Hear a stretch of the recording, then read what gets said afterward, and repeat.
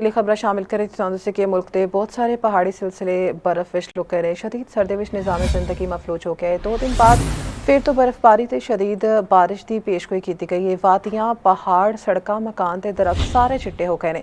आबशारां जम गई ने, राबते टुट गए ने, मरी सयाहां नाल भर गया, होर दाखला बंद। 2 फुट तो वध बर्फबारी ने जिंदगी रोक दी। सैकड़ा गड्डियां, मुकामी लोग ते सयाह फस के रह गए। एक्सप्रेस वे ते भी ट्रैफिक मुतासिर। मरी विच पाक फौज दा रेस्क्यू ऑपरेशन।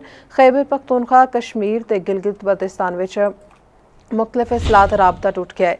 वादी तेरा विच गड्डियां फस गई ने। फौज ते रेस्क्यू टीमां बर्फ विच फसे अफराद कड्ढण विच मसरूफ ने। चतराल विच मुतादिद राबता सड़कां बंद ने। गिलगित बल्तिस्तान ते मुख्तलिफ जिलियां दा ज़मीनी राबता मुनक़ता। बाबूसर टॉप ते नागा परबत ते 5 फुट तो वध बर्फ पै चुकी है। मुजफ्फराबाद, नीलम ग्रेस, शोनड़ ते सुरगन वादी विच भी बर्फबारी। बालाकोट ते गिरदोनवाह विच बारिश। वादी कागान विच बर्फबारी दा सिलसिला थम गया।